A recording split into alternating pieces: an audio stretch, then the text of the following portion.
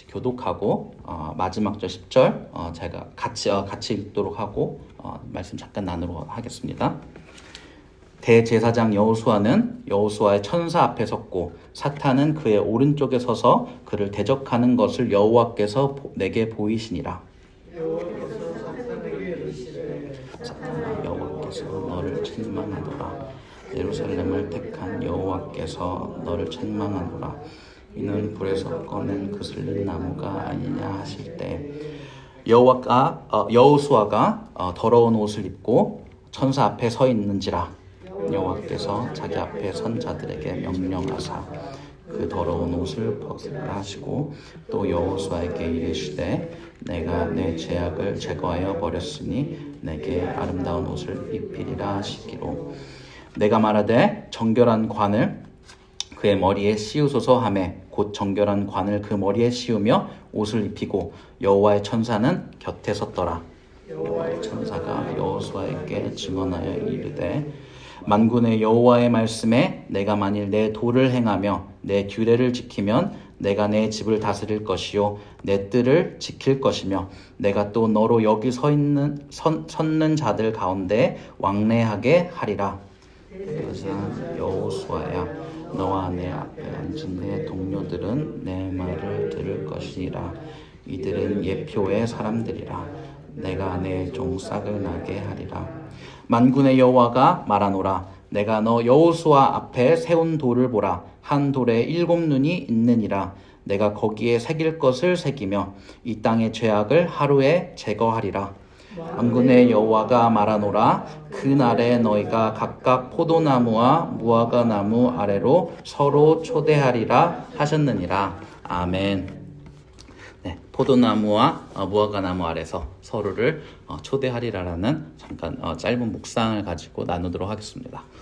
제가 매해를 거듭할수록 느껴지는 것이 세상은 참 각박해지고 있다는 것 같습니다.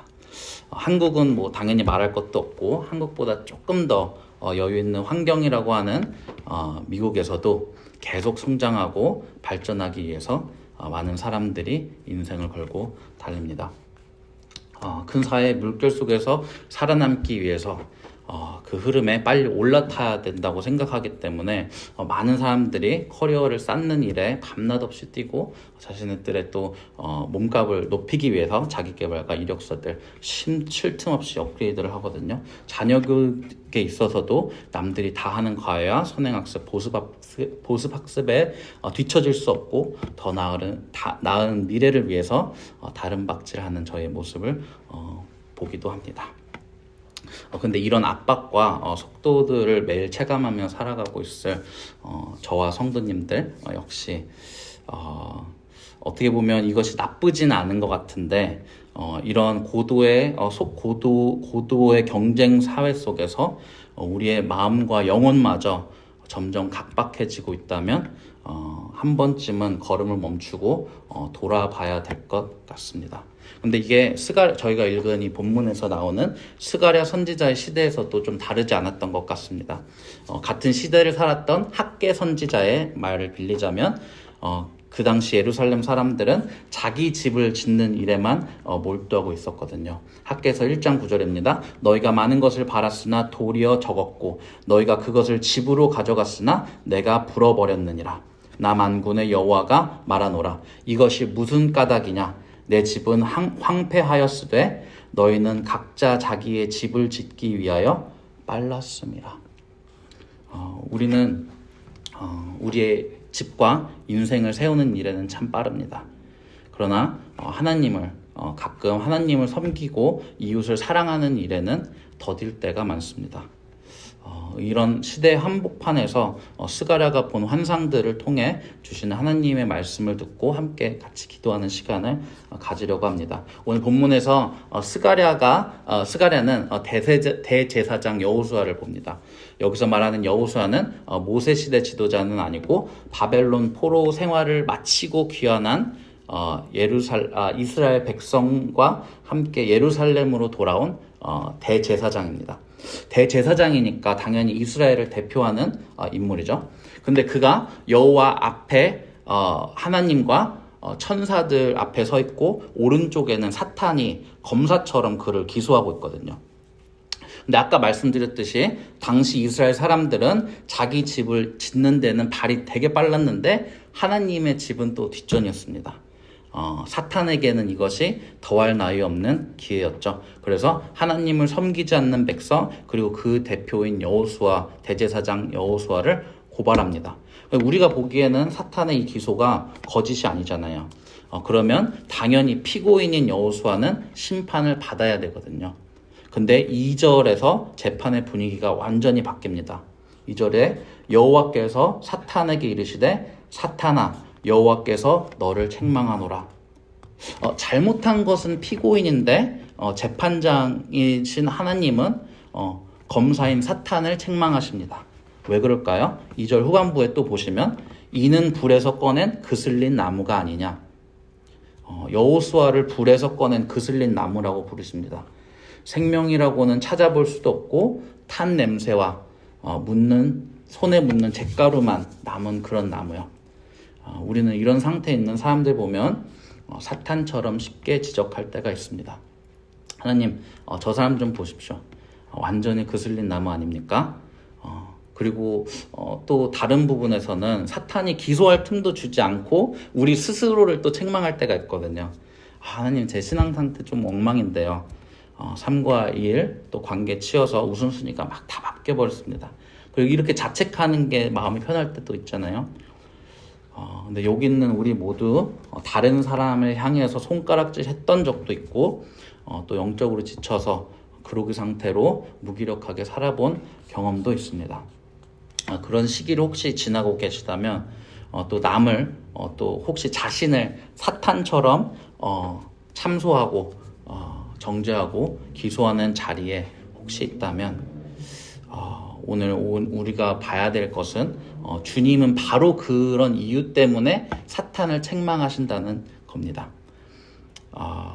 불에서 꺼낸 나무여서 나무가 지탄받아야 되는 게 맞는데 주님은 그렇기 때문에 은혜를 말씀하십니다.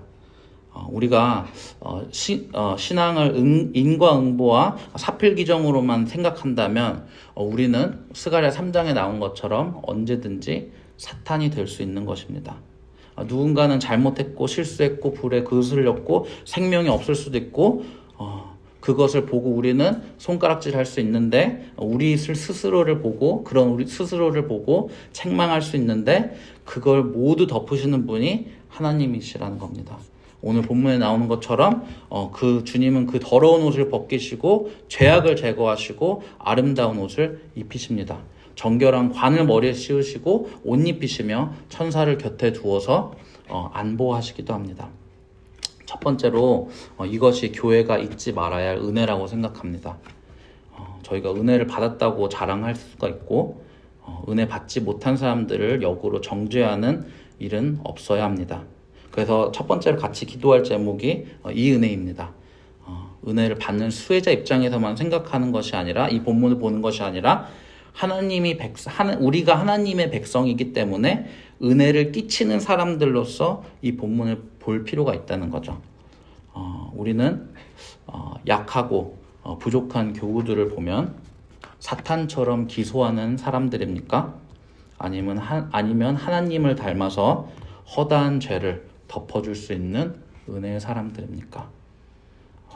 근데 하나 또 짚고 넘어가야 될 부분이 있습니다. 은혜가 눈 가리고 아앙하는 면죄부가 아니라는 겁니다. 본문 후반부에서 다음인데 여호와의 천사가 증언합니다.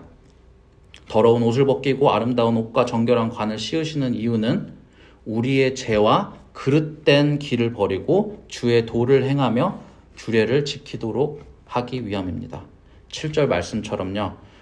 은혜는 우리를 주님의 집을 다스리는 그 자리로 이끄는 하나님의 결심이 담겨 있기도 합니다. 정죄함이 없는 것에서 멈추는 것, 회개로 끝나는 것이 아니고 은혜 받는 자로서의 주님의 길을 걷고 주의 규례를 지키며 주님이 맡기신 영역을 다스리는 자리까지 나아가야 한다는 겁니다. 그래서 은혜에 대한 살아있는 반응이 있어야 됩니다. 그것이 순종입니다.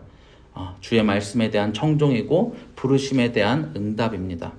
그래서 오늘 두 번째로 같이 기도할 제목이 우리 새빛교회가 주님의 은혜에 살아있는 반응을 보일 수 있는 교회가 되기를 놓고 같이 기도했으면 좋겠습니다.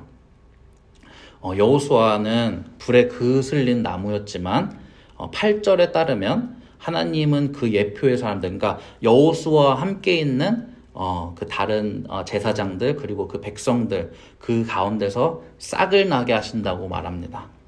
죽은 자를 일으키시고 생명 없는 나무에서 새싹을 틔우시는 분이 하나님이시라는 겁니다.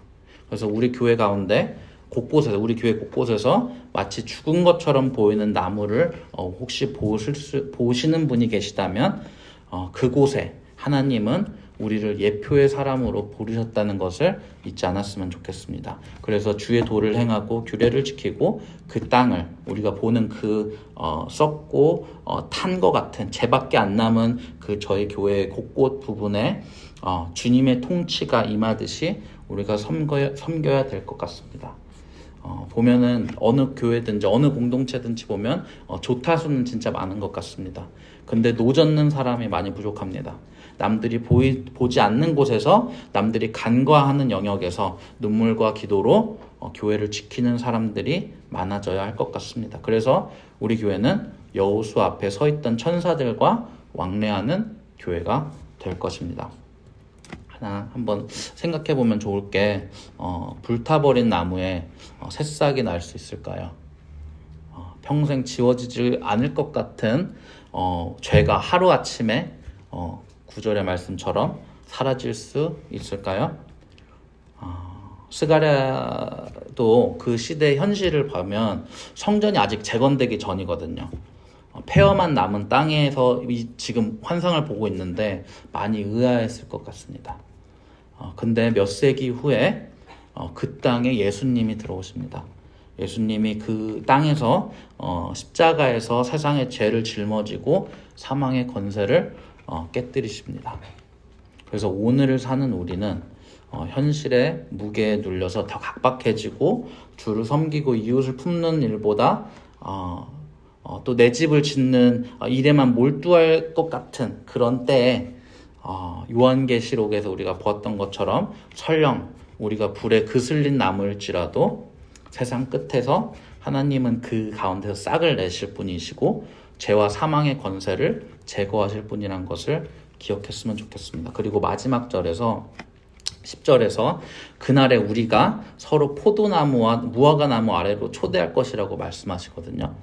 근데 이게 단순히 평안의 풍경이 아니라 서로를 품고 초대하는 공동체의 그림입니다. 솔로몬 시대에도 이스라엘은 포도나무와 무화과나무 아래에서 평안히 살았거든요. 한 구절만 같이 비교해서 보겠습니다. 마지막 슬라이드인데요. 하나만 더. 네. 열왕기상 4장 25절입니다. 솔로몬이 사는 동안에 유다와 이스라엘이 단에서부터 브엘세바에 이르기까지 각기 포도나무와 무화과나무 아래에서 평안히 살았더라. 이게 스가랴보다 몇 세기 전인데 이미 포도나무와 무화과나무 아래에서 지내는 이스라엘의 모습이 있었거든요. 다윗 왕정의 뒤를 이은 솔로몬 왕이었는데 이웃 나라들이 다 문안오고 정략 결혼을 막 다퉈서 했고 그럴 정도로 이스라엘은 강대였습니다. 포도나무 아래서 무화과나무 아래서 평안히 살았습니다. 근데 솔로몬 왕이 그 말년에 잘 아시는 것처럼 자기 아버지 다윗처럼 끝까지 순종하지 못하고 주의 도를 떠났거든요. 그래서 그가 죽자마자 일어난 일이 분열이었고 나라가 반으로 갈라졌습니다. 하나님을 떠난 평안은 오래가지 못했고 곧 분열과 몰락이 뒤따랐던 겁니다. 평안을 살았던 솔로몬 후에는 지옥이었습니다. 그렇게 지옥을 경험하고 지금 포로기가 끝난 이스라엘에게 하나님은 다시 한번 포도나무와 무화과나무의 환상을 보여주십니다. 근데 그 환상에서 포도나무와 무화과나무 아래서 그냥 평안히 내 배만 채우고 떵떵거리고 사는 인생을 살라는 환상을 보여주시는 게 아니고 서로를 초대하라고 그 나무 아래로 불러주십니다. 그래서 우리 오늘 교회가 평안할지라도 서로를 품고 초대하지 않으면 앞에서 보았던 것처럼 은혜보다 정죄가 빠르다면 주의 길로 되돌아가서 맡겨진 자리에서 순종하는 것을 우리가 배우지 않는다면 솔로몬 뒤에 오는 이스라엘의 분단과 몰락이 저희의 내일이 될 수 있다는 것도 성경은 이야기한다는 것을 말하고 싶습니다. 그러나 오늘의 우리 현실이 스가랴가 마주한 폐허와 각박함일지라도 우리가 서로를 은혜와 긍휼로 대하고 정도를 걷는 교회가 될 때, 각자가 맡은 주의 집과 뜰을 지키는 교회가 될 때 저희는 정말로 주님이 스가랴에게 보여주신 환상처럼 포도나무와 무화과나무 아래에서 서로를 초대하는 교회가 될 수 있을 것이라고 믿습니다. 그래서 이런 교회로 우리를 불러주시는 주님 함께 붙잡으시고 우리가 어떤 자리에서 어떤 분들을 섬길 수 있는지도 나에게 맡겨주신 하나님의 집과 뜰이 또 무엇인지 놓고 함께 기도했으면 좋겠습니다. 그 말씀 붙들면서 잠깐 한번 마지막 찬양하고 합심해서 기도하도록 하겠습니다.